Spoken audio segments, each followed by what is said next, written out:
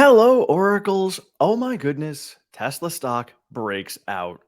We were discussing the other day, we were trapped around that $122 to $123 level. We needed something that was going to be a catalyst to either break us out or break us down.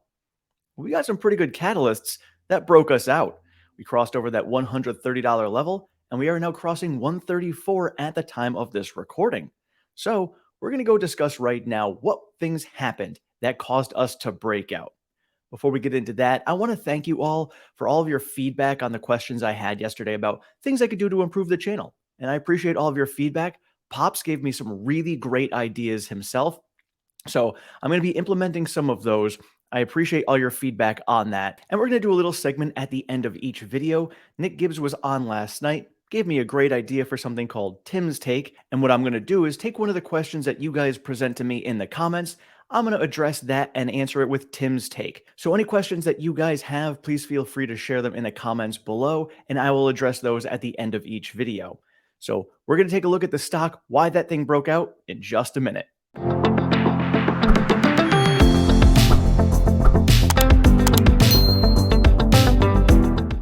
All right, so as we can see here, we broke above that 122 level, ended up finishing at 131.49, up almost 7.5%, and up another over 2% this morning at the time of this recording. So awesome to see. We did create a gap that goes down to 122. I know some of you do not like me talking about gaps, but something I is part of what I do, and you need to be cognizant of this for the near term. Long term, this stuff means absolutely nothing. But in the near term, if you're concerned about why stock prices are moving up or down or one way or the other, a gap like this could be one of the many reasons why it is moving in that direction. But for those of you who have been following me for a while now, know that every gap that we have seen has been filled. We'll dive into gaps another time, but something to be cognizant of, and that is all, and that's why I'm pointing it out. Otherwise, awesome run. Let's see how long this can continue. And now let's take a look at why this even happened. All right, well, one of the first things that we saw yesterday morning were the Made in China weekly insured units from Tesla. So last week, Tesla came in with 12,654 insured units. The first week of the year was 2,110. That is a massive jump. So that there shows that the price cuts that they did over in China are working. And as Roland Pircher here shared, in the first week after Tesla's price cut, 12,654 cars were insured in China. At first glance, this does not seem like a lot, but one must not forget that in the first weeks of the quarter, very little is normally delivered to the local market, and a lot is exported via ships. We talk about this all the time. Usually, the first month of a quarter, it's all about exports. The second month, it's split half and half. And then the third month is where they really focus on local deliveries. So to have this many jump up that quickly for local deliveries, that's big. And as you can see in his chart here, when you go back to the beginning of October, which is the first month of Q4, we saw only 2,000 insured units for local deliveries. So jumping from 2 to 13,000, again, big jump. And that's where the comparison comes in, is looking at that second week of a quarter just to see how we now compare to see where we're jumping up to. So we'll monitor this. We'll see where it happens next week. So next Tuesday, we'll get the insured vehicle units for this week, and we'll take a look at that. And then, of course, on Wednesday, we have earnings. So lots of excitement over the next couple of weeks. And in other news, we got Reuters coming out. Now, anytime we hear something from Reuters, we take it with a grain of salt, but sometimes there's also a grain of truth in this. So we've got an article that says Indonesia close to EV deals with BYD Group and Tesla. Indonesia is finalizing agreements with China's automaker BYD Group and U.S. carmaker Tesla to invest in electric vehicle production facilities in the Southeast Asian country. In the Southeast Asian country, a senior cabinet minister said on Tuesday, Indonesia is aggressively promoting investment into batteries and EVs at home to take advantage of its rich nickel resources. Once a major nickel ore exporter, it has banned exports to ensure enough raw materials for investors. So that there just kind of reinforces some of the news that we had been hearing recently about Tesla having talks over there. Sounds like Indonesia is going to be a place where a lot of EV makers are going to want to go. They've got the resources that are over there. They've got the desire to come up. This could be a very big up and coming country in the future. We've seen reports before as well saying that by 2050, they will be doing very well financially because they're bringing in a lot of this business. So pay attention to what's going on in Indonesia. Even if Tesla does not announce a factory there now, I have a feeling they're going to have one there in the future.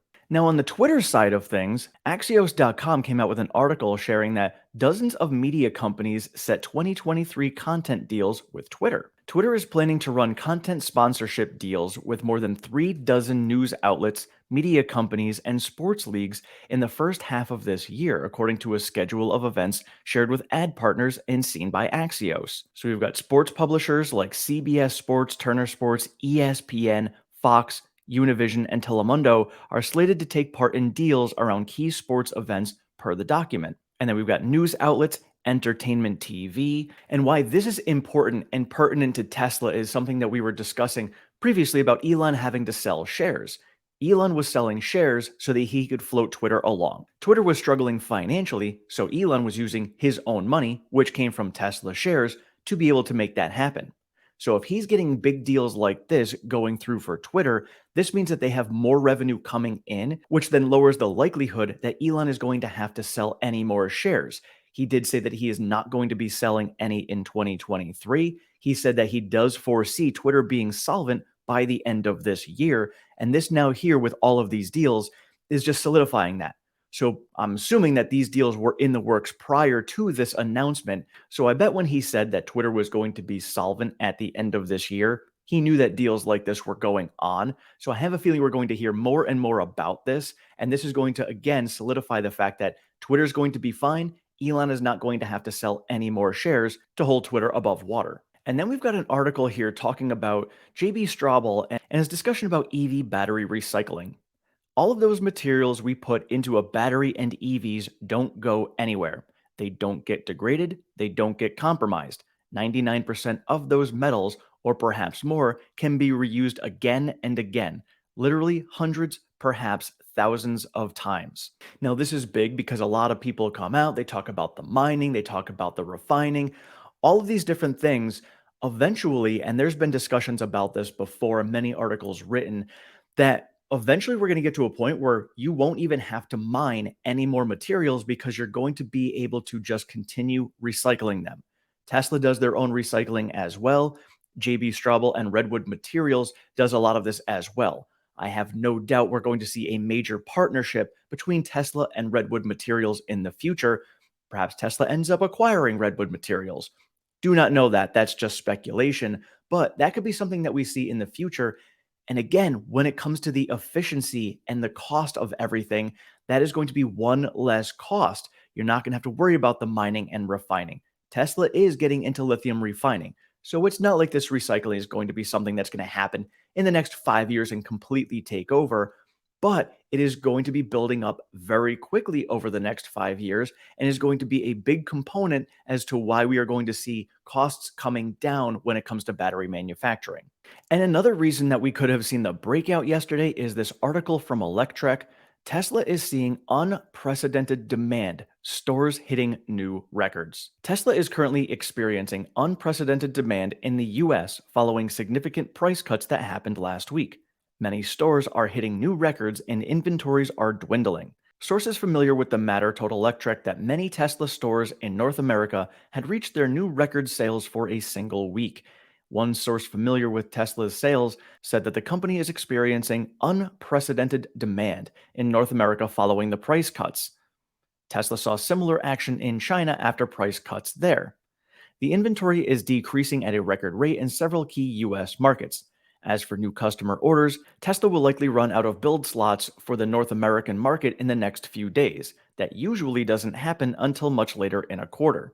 And so again, I have been tracking on Saturday mornings the inventory in my area, which includes New York City, the Boston area, and Rhode Island. So I'll be checking those again this Saturday to see where we are at with inventory here. But clearly we have seen this. Seems like the last few days we have plateaued a little bit, but with the initial price cuts, we saw a massive drop in the inventory levels. When we look at the US inventory here, we can see that massive drop immediately when they announced the price cuts, and we have now since leveled off right around that 1,200 vehicle level. So if you look back at history here, it almost seems like it's kind of an area where Tesla kind of hovers around. Clearly in the last few months, we've gone significantly higher and lower than that. but it kind of seems like, they kind of level off and see that plateau with inventory at those levels as it's just kind of cycling through. So we will keep on paying attention to this. And again, I will take a look at our local inventory here to judge it from a first-hand perspective. But this here shows all of US inventory seeming to be plateauing right now at that 1,200 vehicle level. So does this mean that Tesla is going to end up doing more price cuts in the future? Personally, I think this is just going to be something where Tesla's going to monitor, see what's going to be happening with the inventory, see how demand is, and then really wait until March to see what the IRS is going to do with the EV tax credit. If they make any changes, Tesla will adjust. If they don't make any changes, Tesla will adjust based upon demand.